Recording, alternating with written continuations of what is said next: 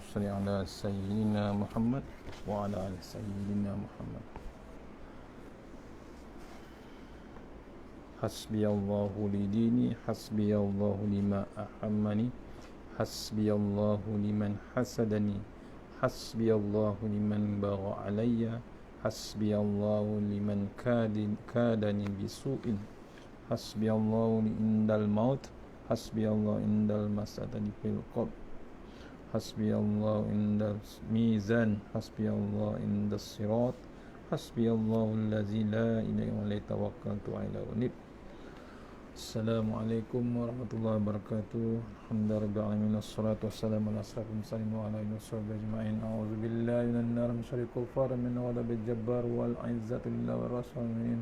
Allahumma ghnina bi halalin halal siwa bismika Allahumma ya da'im ya hayyu ya fardu ya witr ya ahad ya samad. Allahumma shalli ala Muhammad wa ala ali Muhammad. Bismillahirrahmanirrahim. Rabbi shrah li sadri wa yassir li amri wa hlul min lisani yafqahu qawli. Wa ya ibadallah ittaqullaha usikum wa iyaya bittaqullah faqad fazal muttaqun. Allahumma ta'ala inna hikmataka wansur alaina min hazamitika ya arhamar rahimin. Bismillahirrahmanirrahim. Bismillah ma sya'allah la yasuqu ya Allah. Bismillah ma sya'allah la yasifu ya Allah. Bismillah ma sya'allah man kana min ni'matin fa min Allah. Bismillah ma sya'allah la ya'ti bil hasanati illa Allah. Bismillah ma sya'allah la hawla wa la quwwata illa billahil aliyyil azim. Allahumma nas'aluka bi barakati syarifah an tuhimala dunya. Amin ya rabbal alamin. Alhamdulillah, jumpa lagi untuk pengisian maghrib sambungan nota My Quran Time. InsyaAllah petang ni untuk surau Kampung Haji Mujer, Kampung Paya Production. InsyaAllah sama-sama kita share di grup WhatsApp, di grup Facebook. InsyaAllah sama-sama kita share. Mohon share link.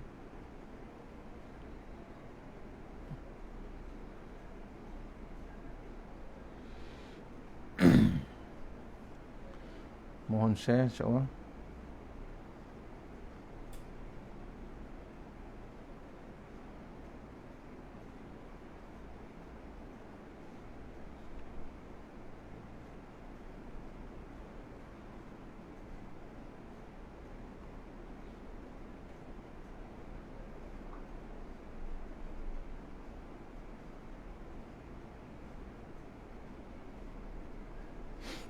Mohon kita share insyaAllah.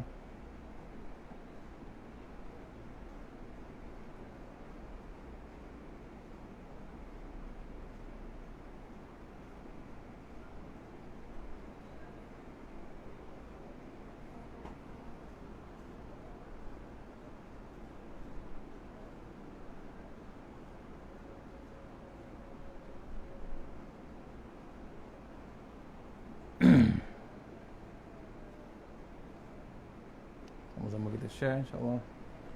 Muka surat 287 insyaAllah. Surat 287 insyaAllah.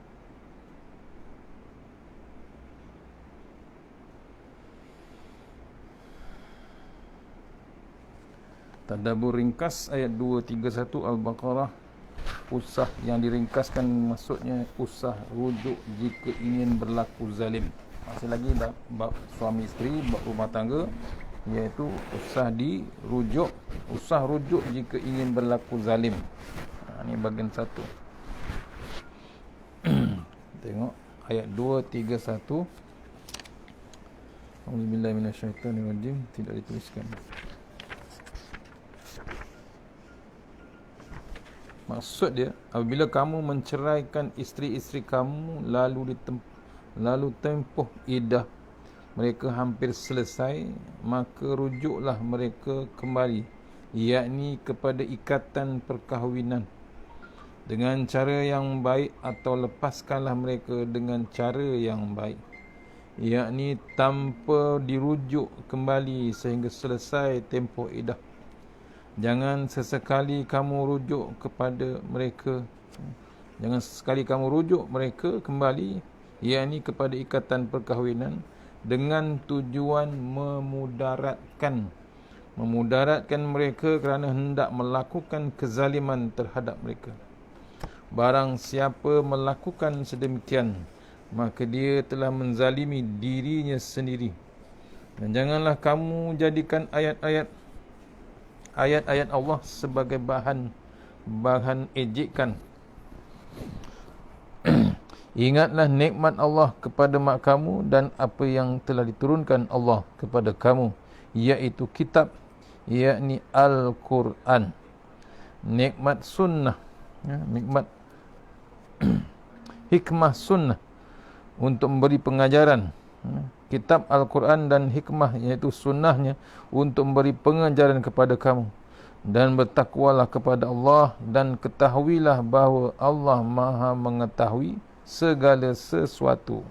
Al-Baqarah ayat 231.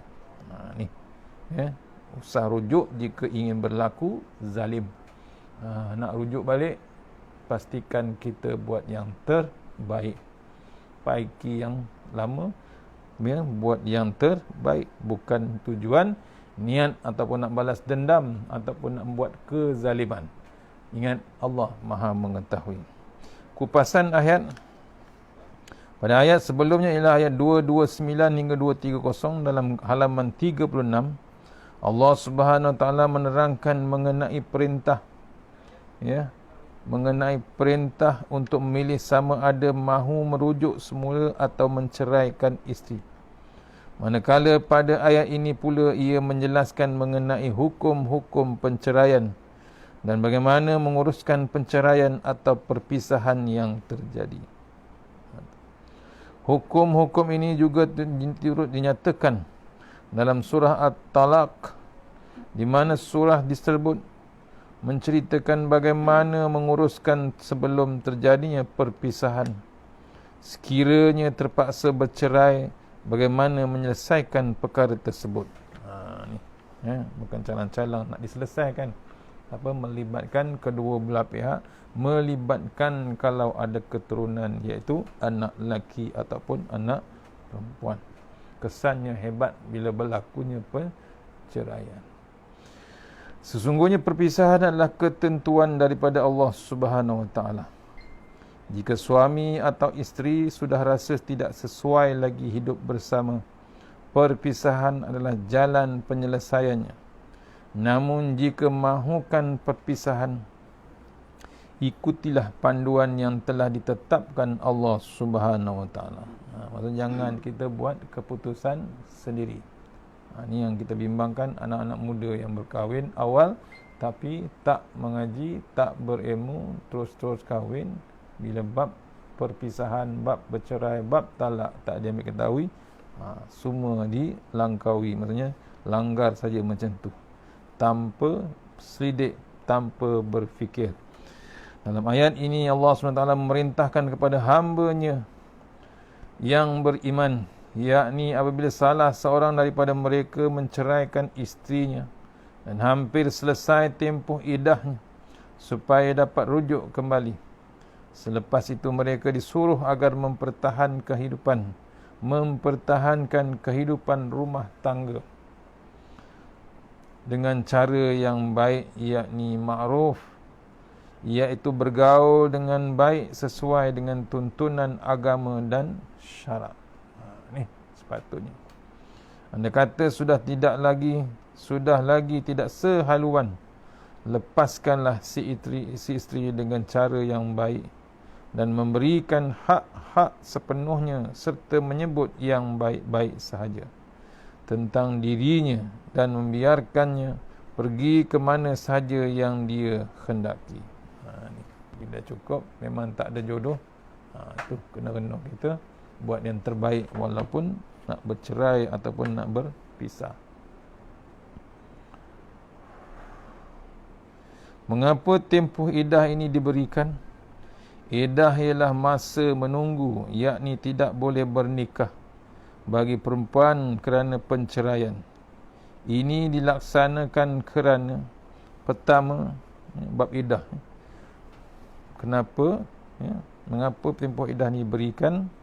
Iddah ialah masa menunggu, tidak boleh bernikah waktu hukum iddah bagi perempuan kerana penceraian. Ini dilaksanakan kerana tiga poin. Pertama, memastikan tempoh masa itu tidak dibolehkan bernikah dengan orang lain 3 bulan. Yang kedua,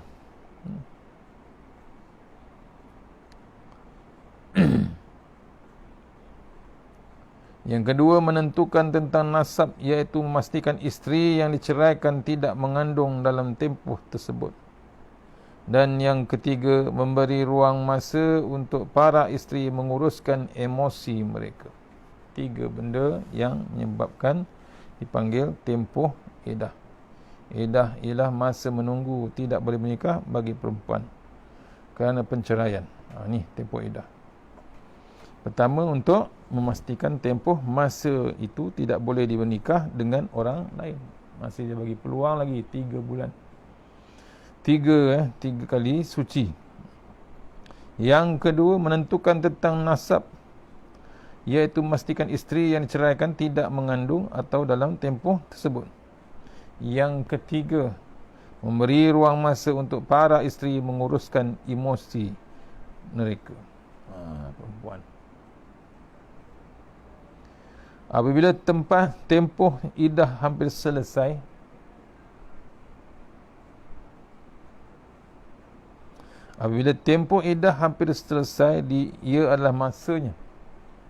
ia adalah masanya untuk pasangan yang bercerai memikirkan kembali sama ada ingin terus berpisah atau merujuk semula. Adalah disarankan para suami merujuk kembali dengan cara yang baik, atau jika terpaksa bercerai juga lepaskan dengan cara yang makruf, yakni yang terbaik. Jika tidak suka kepada isteri, janganlah sekali melakukan kezaliman dan mempermainkannya. Bila mana suami merujuk isterinya kembali, lakukanlah dengan cara yang baik. Jangan merujuk dengan niat untuk melakukan kerosakan atau kezaliman. Kerana bukan setakat si suami menzalimi isteri, tetapi sebenarnya mereka sendiri yang menzalimi diri sendiri. Melibatkan dia jalan ke neraka. Sesungguhnya Allah SWT tidak suka kepada mereka yang mengambil ayat-ayat Allah sebagai bahan ejekan. Dia mengambil amaran, dia memberi amaran walaupun lelaki diberi hak talak, tetapi jangan mempermainkan atau meremehkan hukum-hukum Allah. Berdasarkan hadis riwayat Abu Hurairah radhiyallahu anhu, bahawasanya Nabi SAW bersabda, salasun jidduhunna jiddun wa hazluhunna jiddun nikahu wat talaqu war raj'ah. 3 perkara yang seriusnya dianggap bersungguh-sungguh dan gurauan dianggap bersungguh-sungguh, iaitu nikah, cerai, rujuk semula, yakni selepas talak. Jangan buat main-main dengan perkara ini, iaitu 3 perkara yang seriusnya dianggap bersungguh-sungguh dan gurauannya anggap bersungguh-sungguh juga. Contohnya nikah, main-main dengan nikah jadi betul. Yang kedua, cerai pun sama juga, walaupun suami isteri itu berlakon sahaja, bila lafaz saja confirm jadi. Dan rujuk pun sama juga, iaitu selepas talak. Ini riwayat pada Abu Daud. Mesej ini sememangnya amat kuat kepada kaum lelaki. Allah Subhanahu Wa Taala memberi izin kepada lelaki hak talak. Janganlah dibuat main-main. Jangan dilakukan sesuatu perkara yang teruk kepada isteri, misalnya seperti mengugutnya. Suami yang harusnya menerima teguran dan menjaga adab-adab apabila walau apapun yang berlaku. Tu sepatutnya peranan suami. Ingatlah nikmat Allah kepada kamu dan apa yang telah diturunkan Allah kepada kamu, iaitu Al-Quran, kitab Al-Quran dan hikmah, yakni sunnahnya, untuk memberikan pengajaran kepadamu, dan bertakwalah kepada Allah, dan ketahuilah bahawa Allah Maha mengetahui segala sesuatu. Kita tak ada cara lain, yakin dengan balasan Allah Subhanahu. Kemudian Allah Subhanahu Taala memerintahkan setiap pasangan yang sudah berkahwin agar mengingati nikmat-nikmat yang telah diberi kepada mereka. Antaranya Allah Subhanahu Taala telah memberikan nikmat Islam kepada agama yang adil dan kasih sayang, dan nikmat petunjuk tentang hukum keluarga yang terdapat dalam kitab Al-Quran dan hikmah atau sunnah Rasulullah SAW. Begitu juga dengan nikmat kurniaan zuriat yang saleh dan soleh. Ni hebatnya nikmat yang Allah beri kepada kita.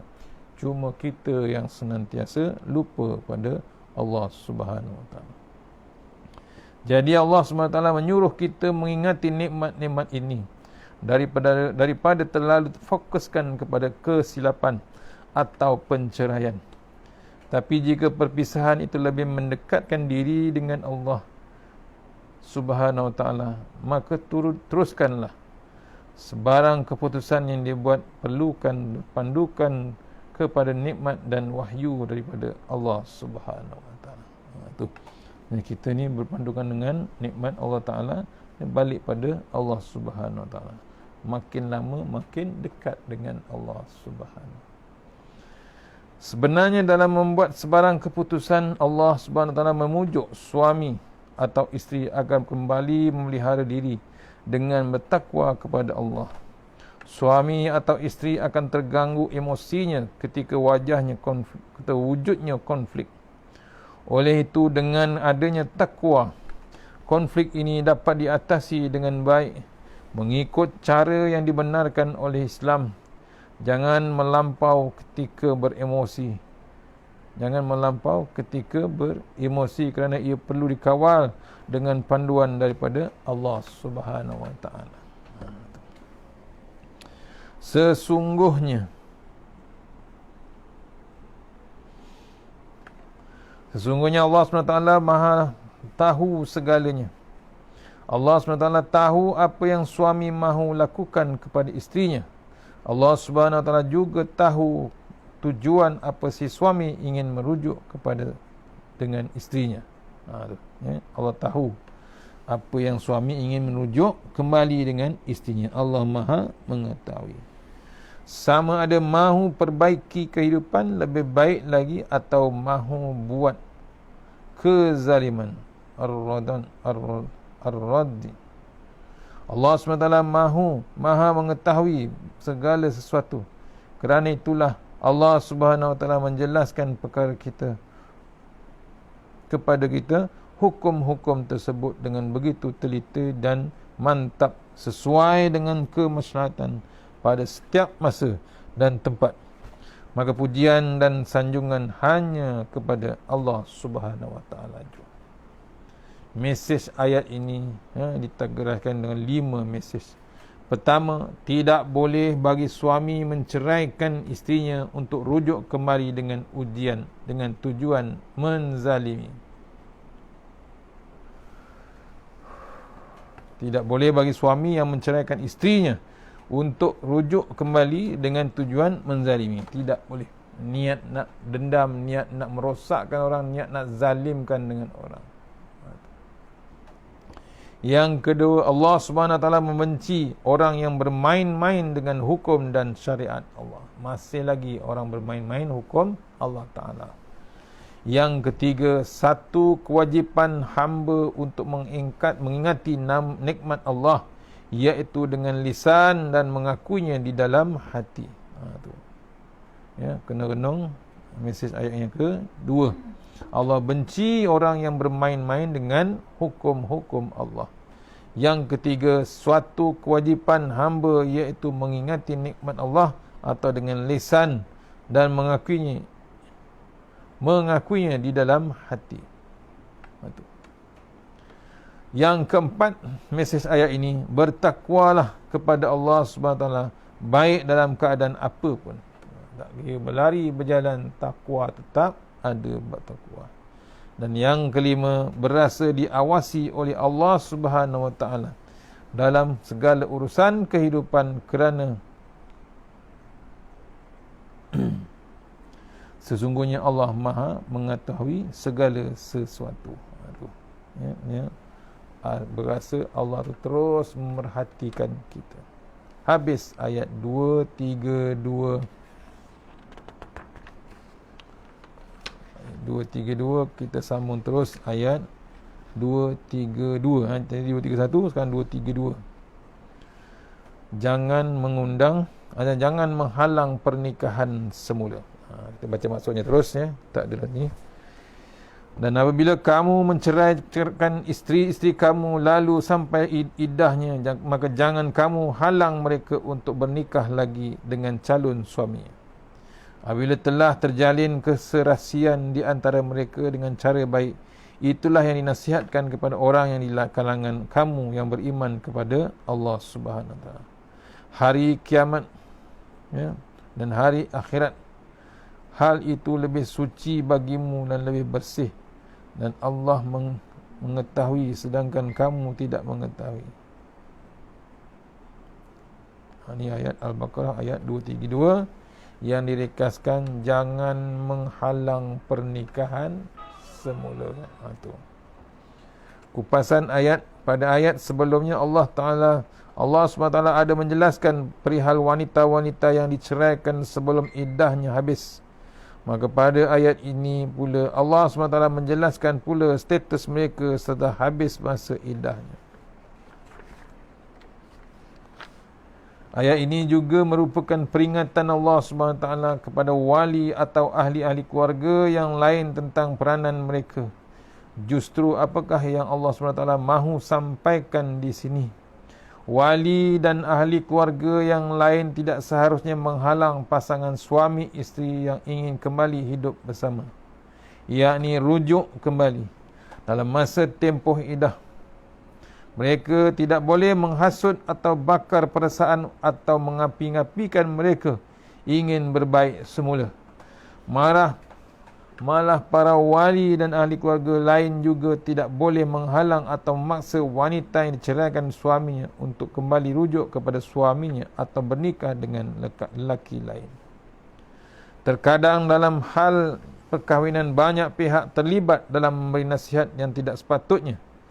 Ada kalanya kita menyangka dengan menghalang mereka berkahwin semula itulah yang terbaik, tetapi Allah SWT hendak memberitahu yang tidak semestinya. Mereka sesungguhnya dialah yang lebih tahu apakah yang baik untuk mereka. Kena. Maka biarlah dia, yakni isteri, menetapkan sendiri masa depannya untuk menikah lagi dengan sesiapa yang dia rasa sesuai sebagai pendamping hidupnya, baik suami yang telah menceraikannya ataupun lelaki yang lain menjadi pilihannya.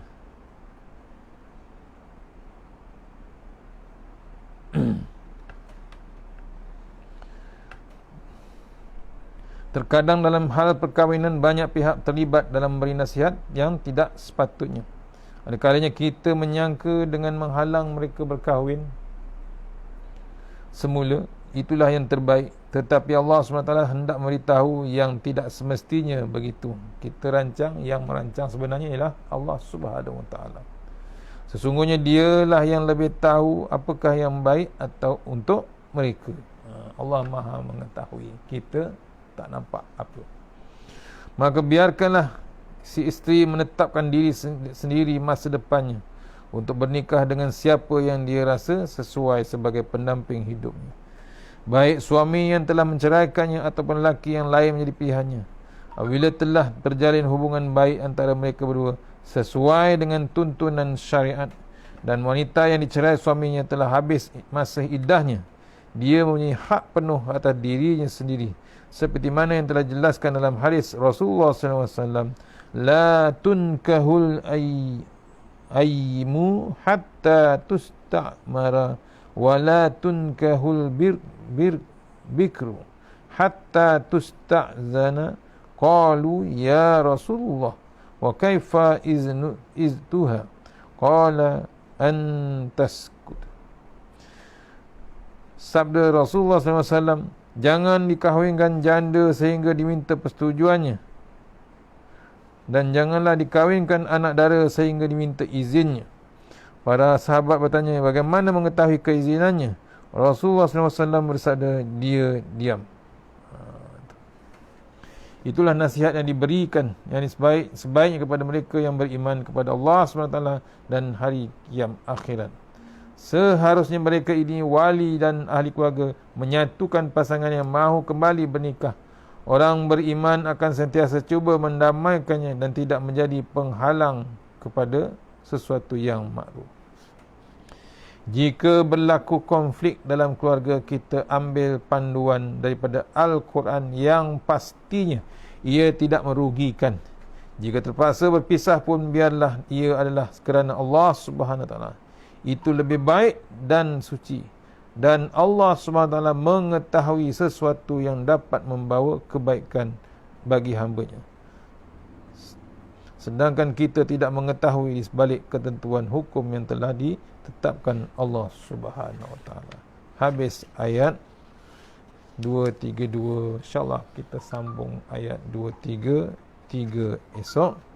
Mana yang baik, terbaik daripada Allah Subhanahu Wa Taala, yang lemah daripada saya sendiri. Mudah-mudahan kita jumpa tahun depan, ya, untuk surah Mujair. Harap-harap, ya, ditenangkan penyakit COVID ini ataupun dihindarkan kita semua. Mana yang terbaik daripada Allah Ta'ala, yang lemah daripada saya sendiri. Kita sudahi surah Al-Fatihah. Alhamdulillah. Ya. Suratul ladzina an'amta alaihim. A'udzubillahi minasyaitonir rajim. Bismillahirrahmanirrahim. Allahumma tawwil a'marana wasahi ajsadana wa nawwir qulubana wasabbir imanana wa ahsin a'malana wasi' arzaqana wa ilal khairi qaribna wa anil syarri bina wa qdi hawajina fid din wa dunya wal akhirah. Ya Allah, panjangkanlah umur kami, sihatkanlah badan kami, terangkan hati kami, tetapkan iman kami, elokkan amalan kami, luaskan rezeki kami, dekatkan kami kepada kebajikan, jauhkan kami daripada kejahatan, tunaikan hajat kami. Allahumma anta rabbi la ilaha illa anta khalaqtani wa la adika wa adika mastata'tu. A'udzubika min syarri ma sana'tu wa a'udzuka bi ni'matika alayya wa abu bi dzambi faghfir li fa innahu dzunuba illa anta. Bismillahirrahmanirrahim. Bismillah ma sya'allah la yasuqu ya Allah. Bismillah ma sya'allah la yasrifu suwa ya Allah. Bismillah ma sya'allah man kana min ni'matin fa min Allah. Bismillah ma sya'allah la ya'ti bil hasanati illa Allah. Bismillah ma sya'allah la hawla wa la quwwata illa billahil aliyyil azim.